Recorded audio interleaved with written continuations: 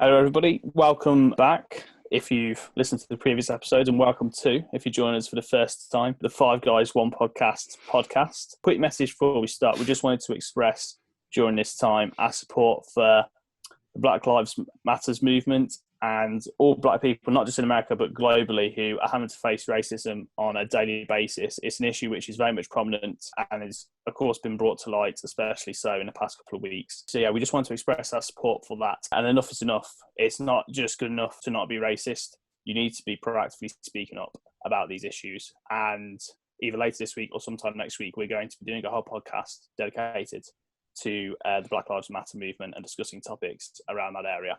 But for now, we hope you enjoy this podcast as somewhat a distraction in these unfortunately dark times. Yeah, we hope you enjoy this. Turn my headphones up. Louder. Thank you very much, Aaron. Cool. So let's get on to something that has also happened during these times, the SpaceX launch. So did both of you guys see that rocket take off? Yeah. I watched the. I mean, you were supposed to see it in the sky, right? When it was going to be last Wednesday, wasn't it? Yeah. And you were supposed to see it in the sky, and then it's got changed Saturday, and you couldn't. So I was disappointed about that, but I still watched the live stream. Yeah, interesting stuff. Okay, good. What time was the live stream? Was it around 8 p.m. or something? I think it was 8:15, was it? Yeah, something like that. Yeah, I missed the live stream, but I watched it after. Yeah, I watched it after as well, and man, I just felt so inspired on how advanced humans have become. Man, that's crazy to be fair. And did you see inside the cockpit that they were sitting in? Everything touchscreen, and it was like a sci-fi movie, man. I saw this picture recently that compared what they've got today and what they had in the previous Apollo missions, and it looks completely different. It's so good. 100%. So good. Yeah, even even their masks and everything look different as well, right? Yeah. I was going to say, it's crazy because in this day and age, all this technology we have, it doesn't seem crazy to me that we can put people on the moon and go into space. But the fact that they did it in the 60s when they had televisions, but not like TVs we had today, and mobile phones. They didn't have mobile phones, but they sent people to the moon. That's incredible, I think. Yeah. No, it's definitely like a history in the making type of situation. Yeah, well, it was the first private rocket, wasn't it? What I was going to say. The first private mission to space. Everything else has either been done by USA, the Russians, or China. And finally, we've got a SpaceX who's joined in the category. So I thought it was pretty cool. Good old Elon, man.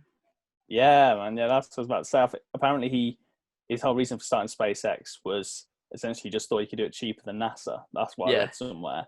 So I'm sure they're saving a whole load of money as well by getting SpaceX to take these astronauts up instead of. Well, do you know what's interesting? So every time that NASA's gone to the ISS, International Space Station, they've had to do it with the help of Russia, and for every person they've had to pay around 90 million, which is crazy. Okay. Yeah. But let's see. Hopefully, in the future, SpaceX can do something where where people can pay to go to space. I think Tom Cruise is one of the first people that are going to try and go for it. He's going to. Did you see that as well? He's going to pay 20 million to go. Wow. Have a trip to space where he wants to shoot a movie. Elon was getting on board with that. Yeah. That'll be amazing. Yeah, that'd be really cool. Yeah, man. Big shouts out. Trying to do that as well, wasn't he? Richard Branson, Virgin Galactic. I don't know whether. I think commercial space flights. Yeah. I mean, he's having trouble at the moment, isn't he, with Virgin Atlantic? So I don't know how that affects that. So I was going to ask, what do you guys think about the future of space travel? Where do you think SpaceX is going to go from? Yeah. What's the next step? What would you like to see? What would you like to see? Be able to go to Heathrow and just, go around the earth a little bit when you're a little bit bored, Yeah. That would be amazing.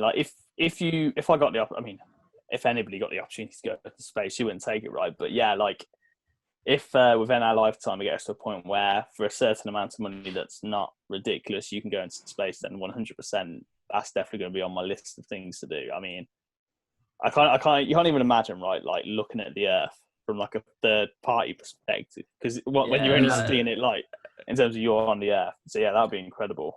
You know what? People about 500 years ago probably thought the same thing about traveling in a plane across from one country to the other. Yeah.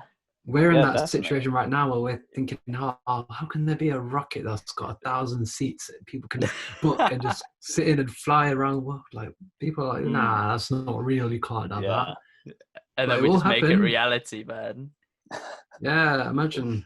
Like, this could be a whole, you've got the whole industry of traveling. This is like a whole sub-industry that's about to become something. Quite literally.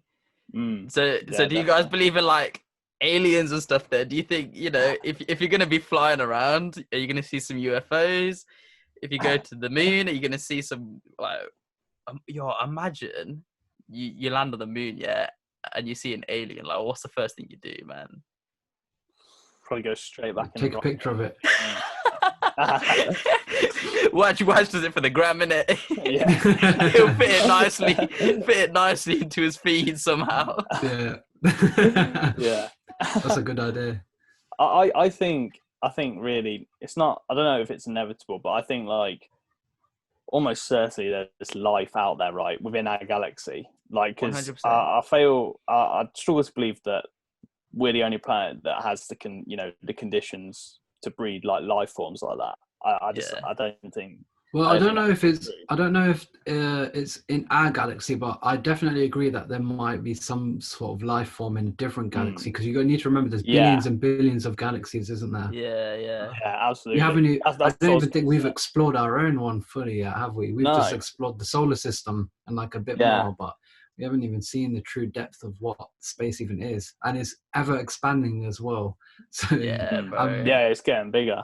I think Brian Cox said this on Joe Rogan's podcast that I want to get this right. There's 20 billion stars in the Milky Way, and there's 2 trillion galaxies. So imagine like times 20 billion by 2 trillion. I don't even know what that is.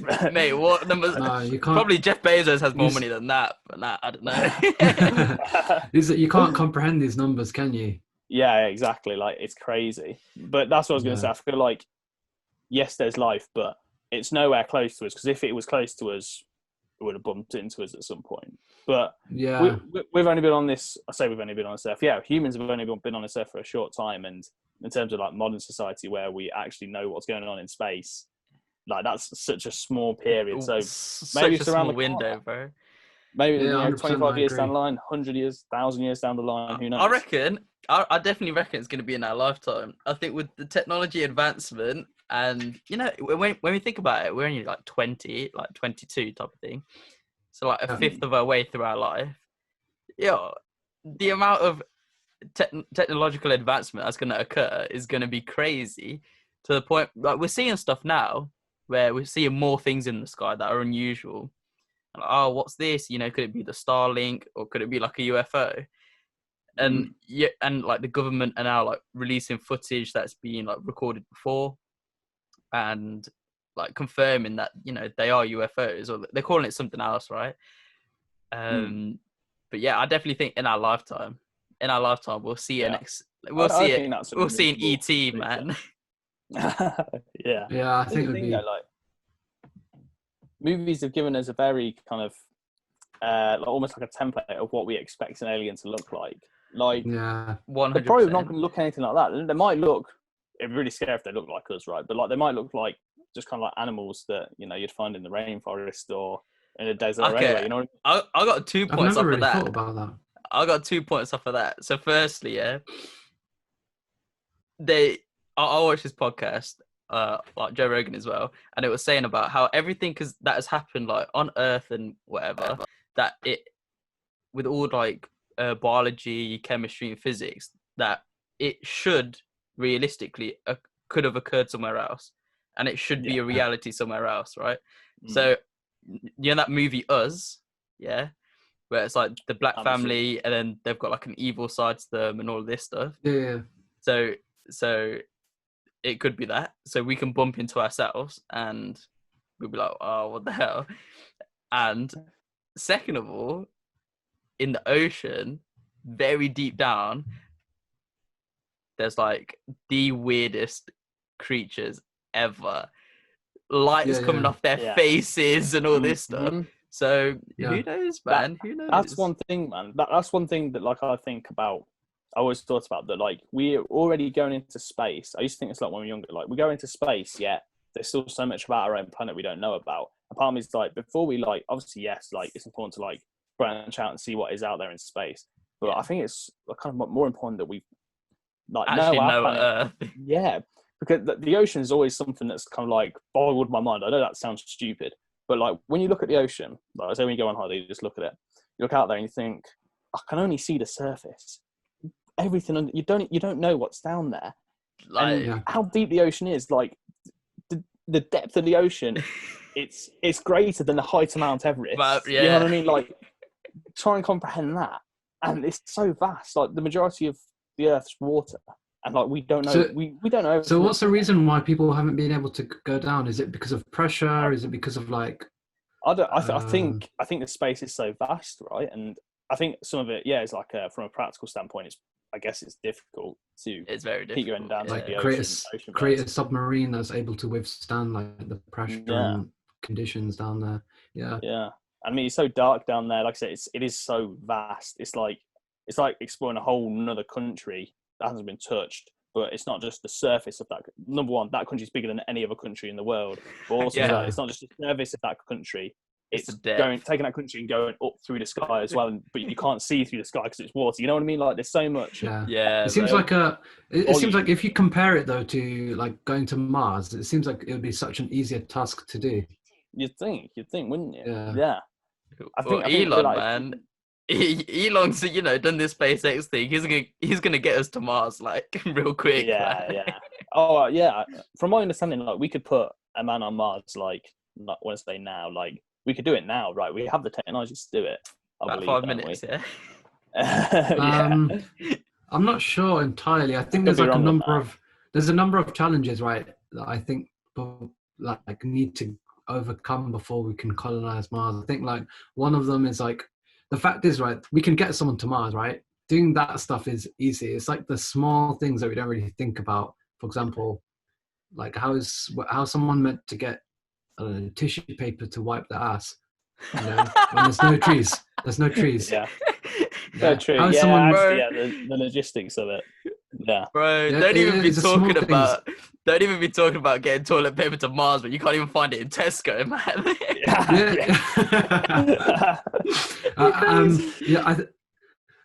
I think they might be able to get around the water situation. You know how there's very, very limited water on Mars.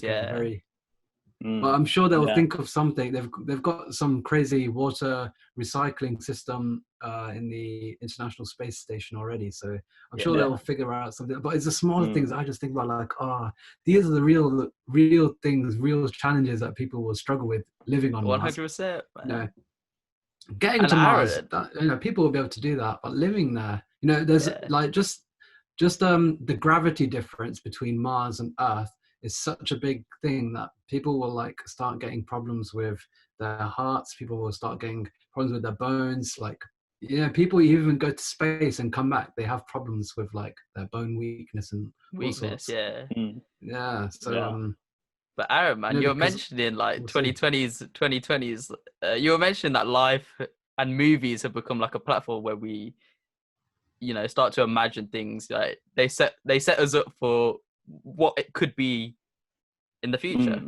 But do you not think like 2020 has already been like a movie, man?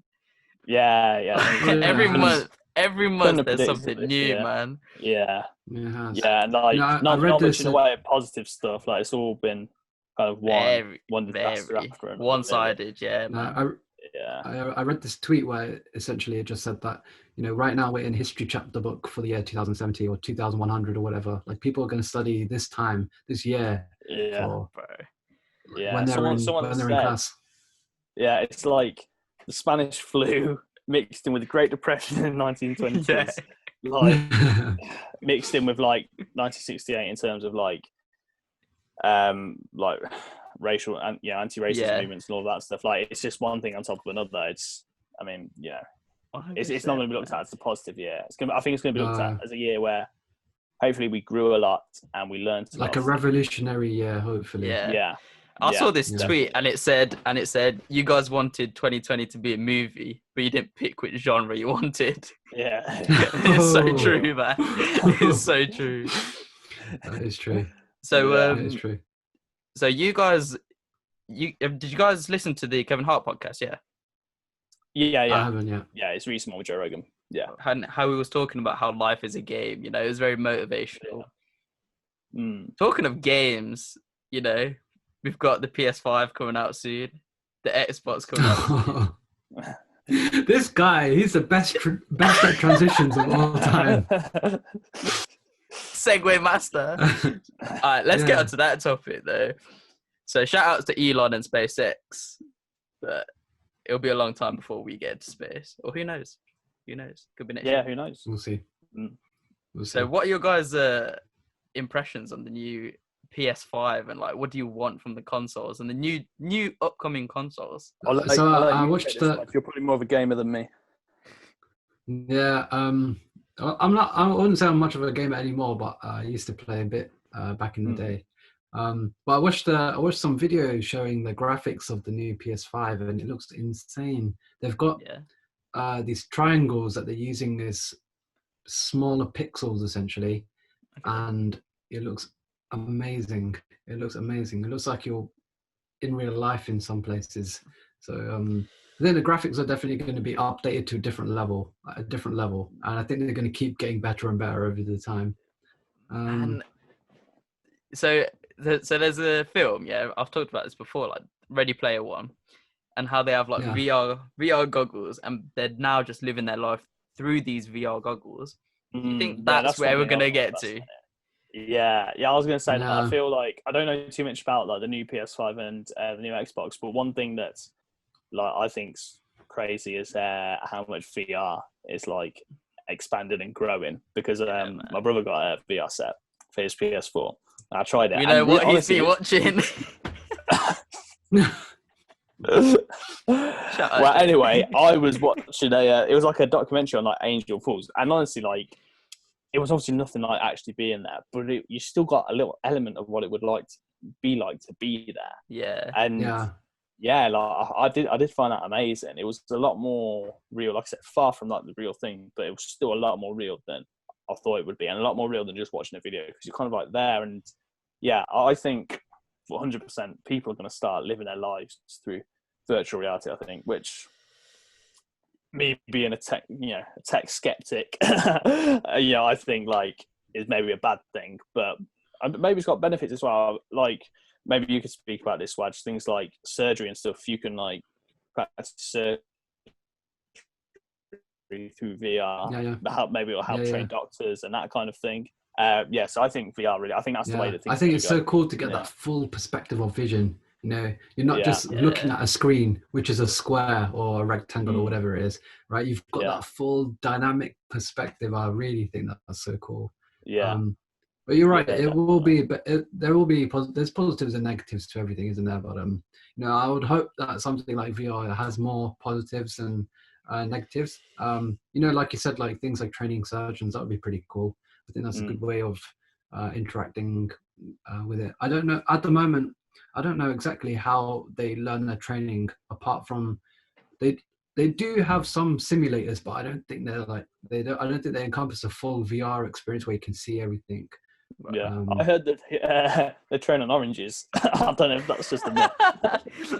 Nah, they definitely don't train on oranges. That's just the mythbuster. Yeah, man, it's gonna get scary when they start including like the sensory type of equipment into there. So I don't know, you could be playing like Call of Duty, put on a vest, and then when you get shot, like you feel it or something. You feel like an electric shock. Or like in the film, that'd be so cool. In the film, they've got like a treadmill that can go like all ways. So imagine just being strapped in to that treadmill type situation, contraption more like, and living your life via VR, you know, meeting people. We'll be able to meet up, and the only thing that we'll need to do is just eat and drink. Otherwise, we'll have like the entertainment, the social aspect of everything. And I feel like I've kind of like, through this quarantine and lockdown, it's kind of been the case, you know, when you've been on your phone constantly, and you know, you're living your life through this screen, and you know, it's making you feel emotion. It's making you, like, with everything that's going on, like the movement now, it makes you feel emotion. It makes you feel something, which is like crazy and amazing at the same time. Yeah, definitely. I think humans definitely have some sort of symbiotic relationship with technology right now anyway, and it's only going to get it's only going to become more and more, and we're going to become more robotic, or we're going to become more say it what you're going to say. It's only going to get worse. So you're about to say it's only going to get worse. It's 30 seconds. Right, it's only going to get worse. Yo, what were you guys? There are benefits. What were your guys' favorite games, man, growing up? I remember my first game console that I got was Nintendo GameCube, and the games I had were Mario Kart Double Dash and Sonic Heroes. Those were my two first games. I love those games, and if we could go back and play any games, I think it'd be those ones. Mario Kart is a classic. Mario Kart is essential. You know, my first console was PS2, and one of my first games was what's it called? Grand Theft. No. Grand Theft Auto. Gran Turismo. San Andreas. No. Gran Turismo. Gran Turismo. That's it. Gran Turismo. That's the one. I was just about to Google it. Yeah, I was not going to be playing GTA as a 7-year-old. Some people were. That's the sad thing. Some people were. Yeah, Gran Turismo. Mine was Gran amazing, Turismo. though. I think that's kind of got me into racing and that whole culture and thing as a hobby. That's what gave it to me. I feel like Gran Turismo was ahead of its time a bit. You know what I mean? You know what was crazy? Right, so on that game, there was a certain time limit races that you could do. And there was one race, which was a 24-hour race that I did multiple times. Yeah. Yeah. I remember you telling me about this, man. I would have to... I would have to pause my console overnight, the next day go back to it, having left it on all night. Why does electricity bill, man, through the roof? That's dedication. That's like, I do remember those. Yeah, you could. Granted, you could be like long, so like longer than the Nürburgring, like longer than it appears. Yeah, but I feel like it was ahead of its time compared to other driving games. It was really realistic. Yeah, it was really realistic. What about you, Sean? Man, mine used to be games like LA Rush, and I used to really like skateboarding games as well, you know, like playing a horse, playing a horse on the skateboarding games where it would just highlight the places like either red or blue or something. That used to be fun. And then like Gran Turismo, I was big on cars and stuff as well. After that, I think I just got sucked into this whole FIFA thing and then just started playing that every day. Every day is bad. I'm kind of glad that I got out of it. Some people our age still live on FIFA, sadly. Remember when I got out of it. Aaron, remember, because I just obviously had an Xbox because he wasn't like us. We used to come back from school every single day and play PS4. No, PS3. Yeah, usually play COD all the time. Quick scope, no scope. Oh, they were the days, man. They were fun, I was terrible. Days. I was terrible. I was the worst out of all of us. So by far. I've never been good at games. Never been good because I even back when I was a kid when I used to play them, I didn't play them as much as other people. I got bored. I got bored of them for some reason. What did you used to do when you were younger? Then, like, I don't know, man. I don't want to say read like I was some bookworm, but I suppose read. Drink some whiskey. Probably watch TV more than a game. Just sat down with a nice drink and a nice book. 12 years old, like Manny off Modern Family. Ahead of my time. So, should we talk about what's after this game of, life and the unprecedented times that we've been facing currently of 2020? What about when it's locked down? what about when this lockdown, ends, and what places you want to go to after? We've been talking about meeting up, doing YouTube videos.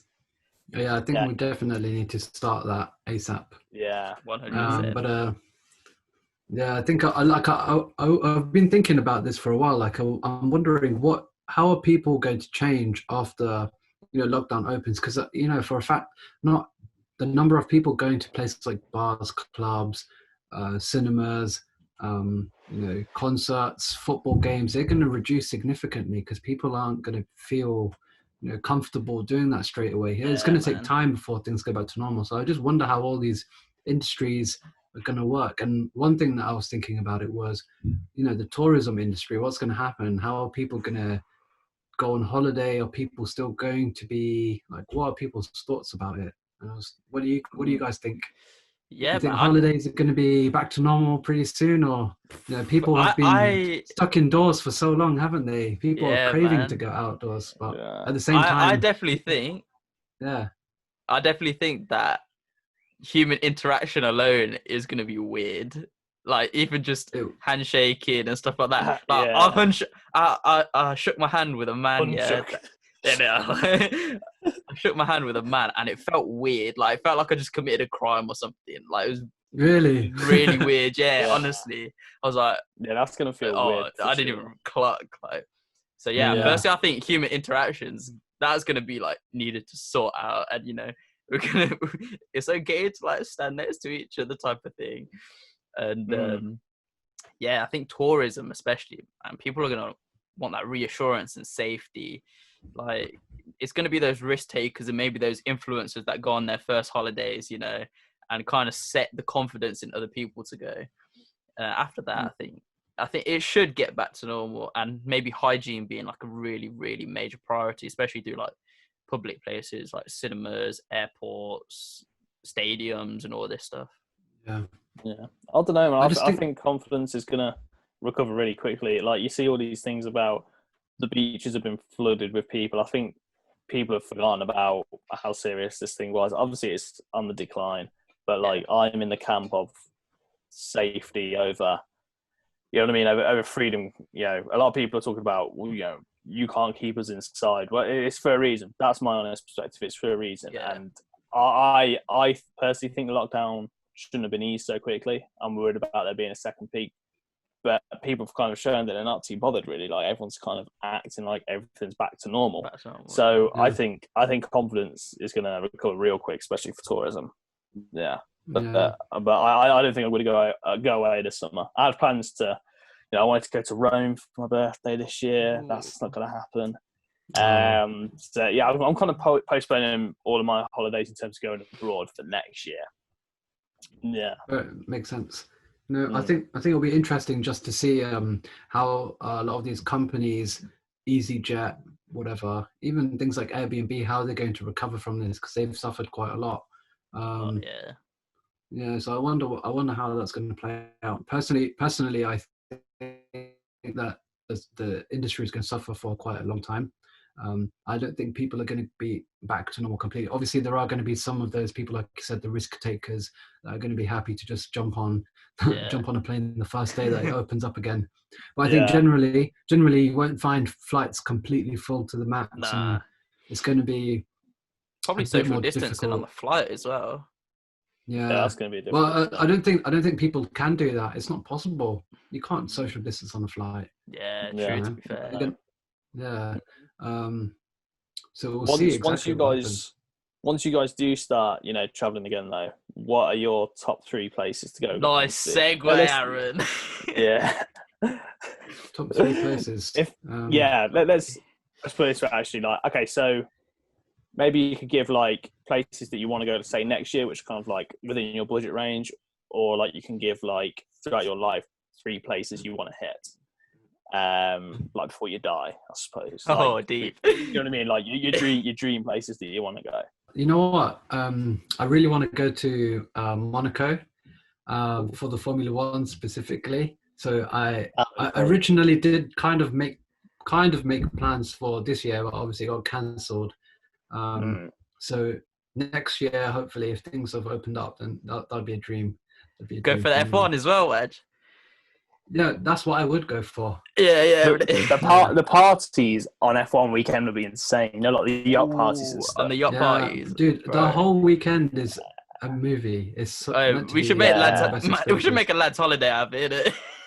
Definitely. It would be so fun. It would Definitely. be so fun. Yeah, 100%. Yo, I that'd be a think dream that we're to going to do. put that on the cards for next year. Actually, now you said that. We've got Yeah, to come put that on along. the cards. Come along. There'll be about 10 of us in total then. Jokes. Yo, that'd be I think okay. that'd be awesome. That'd be awesome. Nice. What's your second place? Then you know that recently I was just a few months ago I was just looking at you know, some different countries that you know I never really thought about going to. Everyone's got the generic ones. Yeah. Dubai, America, Yeah. you know, whatever.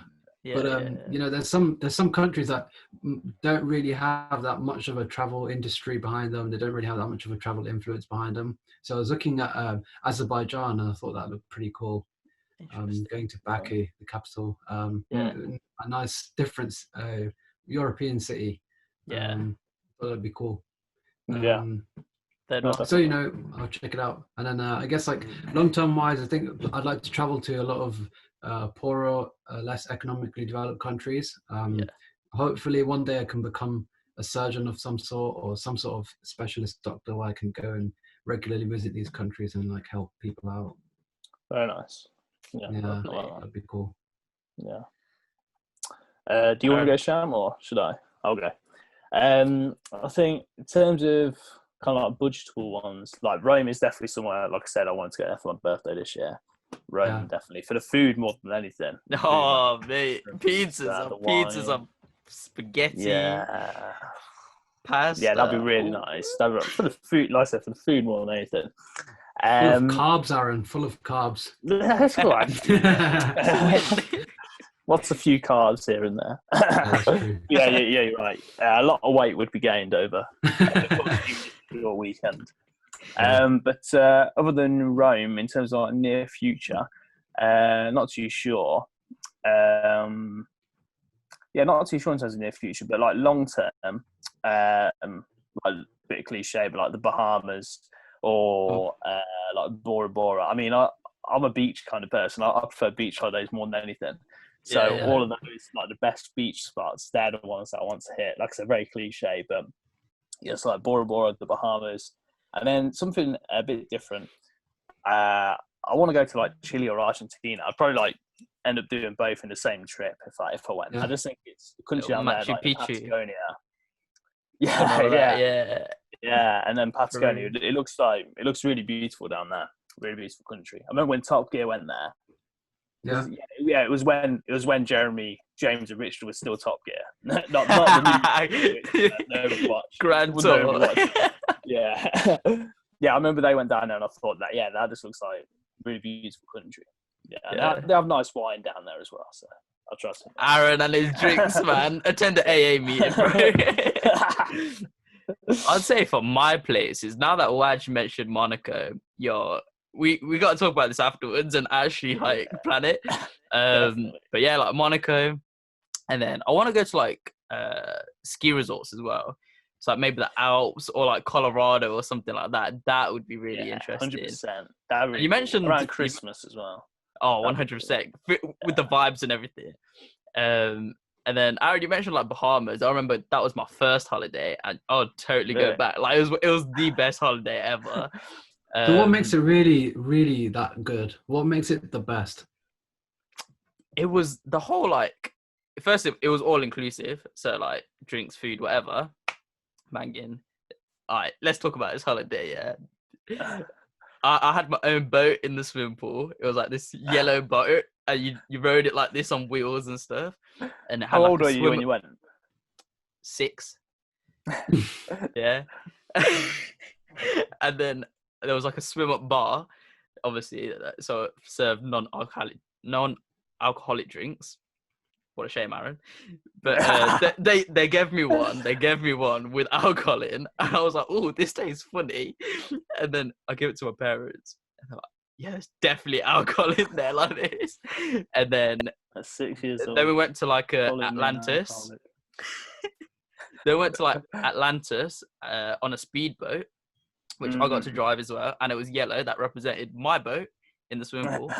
It was the first time I nearly drowned. Like these two like teenage First time. And there's multiple. yeah, genuinely. Yeah. There was like these two teenage girls, and me and my mate, like my holiday mate, we were in the boat, and they grabbed onto the back, and the boat flipped upwards and backwards. I was stuck under the boat, bro. Yeah. No way. Yeah, it was the scariest time of my life. And then, yeah, man, just I went on a booze cruise. I fished with cornflakes. I saw like my first fishing. It was the first time I dived. It was like the best holiday ever. So Bahamas. It seems like you got quite a lot out of it. You had some... 100%, man. Yeah, 100%. Yeah, because I always think from time to time, like, why do people actually travel? Like, what is it? Do they just want to stunt for the gram? Do they just want to elevate their social status? Do they want to gain some like self-intrinsic value from traveling and increase their knowledge about various cultures, which increases tolerance towards other people as well? Like, why do people actually do it? And I guess for everyone it's different, isn't it? Yeah, 100%. I think why I travel, it's all dependent. For example, like the Monaco one, like when we go, it's gonna be for like a good time and like not if, but when we go. And it's just gonna be for the vibe, good time, laughs, drinks, whatever. And then the skiing holiday, obviously, because it's something that I'm interested in, right? It's an activity that I'm interested in. And then like Bahamas just for like memory's sake. Like, well, all of these holidays should be like for memory's sake, but actually like creating good memories. It's a good and chill vibe to create memories as well. Yeah. What about you guys? And just I was gonna say, I feel like the main thing for me is obviously like creating real good memories, having a good time. Also as well, seeing beautiful places. I feel like that's number one, right? Like you don't want to go somewhere that's crap. But like, I think that's the main thing for me. Like somewhere like the Bahamas, like there are many beaches in the world, obviously, but to me, like when you look at the Bahamas, like the reason it gathers so many people is because like the landscape. When you look out at it, it's like so beautiful, like the water, the sky, everything. Yeah. And then as well, food and drink, man. Food and drink. I love that. Want to go on holiday, stuffing myself silly and trying all the local cuisine. Yeah, that's a big part for me. Yeah, the food and drink. Yeah, so that's like experiencing. That's like experiencing a different culture, increasing your knowledge about it, trying something different, which at the end will increase your tolerance towards other people, other races, other cultures, ideologies, and make you a better person. And his tolerance to alcohol. So I think mine's labelled now as an alcoholic. Yeah. You're going to be known throughout the entire podcast. Yeah. Aaron the alcoholic. Yeah. So mine's pretty similar. Yeah. Let's wrap it up. Cool. Thank you for listening to the 5 Guys 1 podcast. Hope you guys enjoyed this little light-hearted conversation amongst these really, really unprecedented times, and especially everything that's going on in the world right now. Watch out for our next podcast. It should be a really insightful and interesting one. And cool. Thank you for listening. Peace. Thanks. Yeah, thank you.